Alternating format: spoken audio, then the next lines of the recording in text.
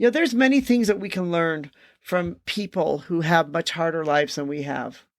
I realized that during my own life, when I felt lonely, when I felt sick, when I felt depressed, that I had a friend or family that I could pick up and talk to.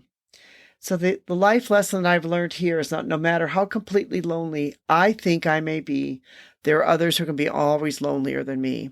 However, I think of something I might need. There's always others who need more.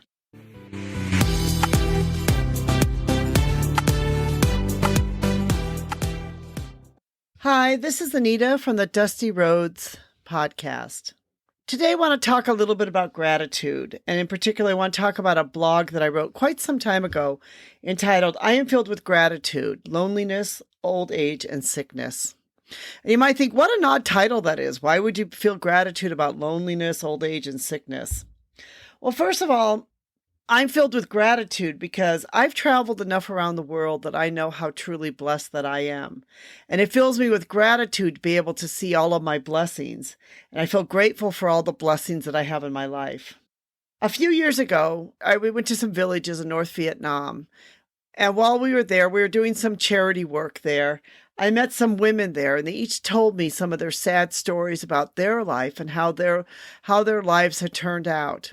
And as I thought about them and their lives, it really filled me with gratitude. And I began to understand a bit more about what gratitude means and why it's so important that we understand this, especially if you're going to go out and be traveling the world, that you understand a little bit about the people of where you are traveling. I want to tell you some of the stories of gratitude from these women in the villages in North Vietnam. Now, I've changed all of their names because I just want to tell their stories. And I want to tell you a little bit about their life so you understand a little bit more about what their life is like and some of the challenges that people have. One of the reasons I want to talk about this today is I was having a conversation the other day with a friend of mine, and we got talking about this, and they were talking about some of their problems, and I turned to her and I said, you're right. I mean, that's terrible what's happened.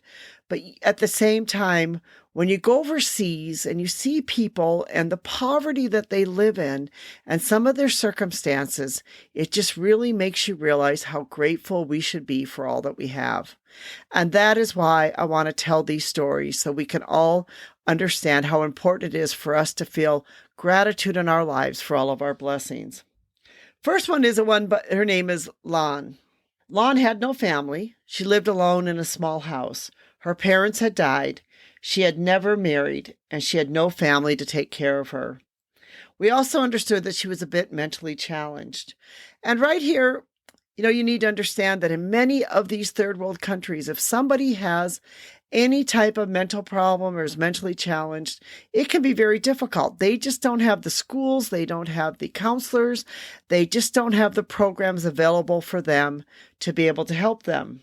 So because she was mentally challenged, she was working a job that required a skill. It was very difficult for her, so she could only do very simple work. Her home was almost bare. She did not even have a fan to keep her cool during the hot summer months.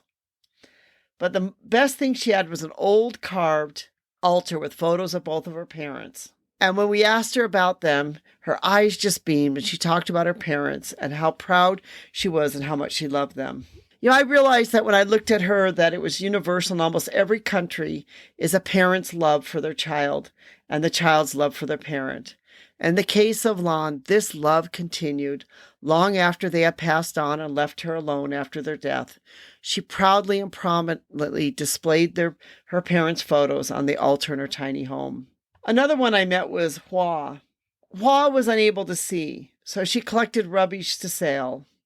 There are many women throughout the world who are left destitute, as Hua was. Their husbands have left them, their children have forgotten them, and this was the case with her. She had very poor vision, so that she could not see well enough to hold down any work. She told us that her husband had left her. Her children never came to see her or help her. She was pretty much left all alone in the world. She'd go out and collect scraps of paper to sell to earn some extra income. When you travel around Vietnam and other parts of Asia or other parts of the world, you many times will see men and women who are out collecting scraps of paper. And you know that they are destitute. They're collecting garbage to sell is one of the lowliest of work. for them so they can earn income from the little bit of paper, cans, or other scraps of garbage that they are able to collect so they can earn just that little bit of money. Hua was happy with every single cent that she had that she could earn. When I think of Hua, I think about gratitude that we shall have for our work, that even if our work is boring, if we don't like it, even if it's something that we wish we were doing something else, we should be grateful that we have work, that we have the ability to work, and we should count work as one of our greatest blessings. Another woman that we met, her name was Chi, and Chi was sick with Parkinson's disease. She was also homeless, so she depended upon the care of a stranger to help her. And so she was working and living in a lacquer factory in this village where we went to visit. And the family who would hire her for lacquer production was kind enough to allow her to stay with them. So they basically fed her and gave her a place to stay. If being homeless was not bad enough, and not having a family is not bad enough, but to also Parkinson's disease. The disease was causing her to shake so much that when she tried to sand the lacquer production, you could see her hand just shaking as she was trying to sand the paper, sand the production. As she sat in front of us, she just cried. You could see the loneliness and the pain just coming out from her. You could feel and see her suffering and despair in her face, and with the reality that she will more than likely spend the rest of her life in the home of a stranger who will bring her into their home, or she is out in the street. Thank goodness for those unspoken men and women and others who are so kind to help someone who's in need, to help another human being. When I look at Chi, I realize that we should have gratitude for the kindness that others give us. Even though Chi's alone and has no home or family, the kindness of strangers was able to help her so she would not be out on the street to beg, that she would not just die as a lonely person out in the street. We need to be thankful for those who are kind and forgive us and show us their kindness. Another woman we met was Huen, and she had breast cancer, and her husband had left her. When her husband found out that she was sick, he packed his bags and left her. She had a son, but as he was at university, she does not want to ask him for money or have him leave his studies. So every day, whether she's sick or well, she will walk the distance from her home to work in a factory so that she can work. She's actually a story of women getting sick, husbands or others leaving, children not helping much for their care. It's a pattern and story which I've seen and heard many times over and over again. But from her, I've learned for gratitude for those that care. Like, if being sick is not hard enough, but to be alone and terrible to go through it is just a terrible thing to do. But she's not alone because she has people who care for her. People who are there for her, and people that make sure that she can get to the hospital to get her medication. Lesson we can learn from this is that we can look around our neighborhoods, our communities, our schools, our places of work. We can look around us and see who we can help and who need our help and who needs us to care. The other woman we met was Tan. She was a widow. She was completely blind, and she lived in this small house that had a leaky roof. Imagine you're over 80 years old, you're completely blind, and you live in this small house that has a leaky roof. A roof that is so leaky that each time it rains, the rain came pouring into your home and made your bed and the few clothes you have and everything else wet. That is what Tan must deal with every single day and every single time it rains. Yet despite these tough hardships, she had just the sweetest smile ever. I just remember her smile. It just lit up the room, and she would just smile. And she was just so happy and so grateful for everything.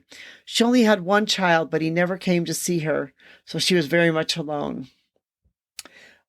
When I think of her in her house with the rain, I think of her smile, and it taught me that even in the toughest times in life, in the most tough circumstances, we can still smile. We can still find happiness even when things are very tough. There's many things that we can learn from people who have much harder lives than we have. I realized that during my own life, when I felt lonely, when I felt sick, when I felt depressed, that I had a friend or family that I could pick up and talk to. So the life lesson that I've learned here is that no matter how completely lonely I think I may be, there are others who can be always lonelier than me. However, I think of something I might need. There's always others who need more. So when we're looking to live our life as a global citizen, we can look and realize that there are others around us who probably have less than what we have, and we can have compassion and kindness and generosity towards them. This is Anita from a Dusty Roads podcast. Thank you so much for listening.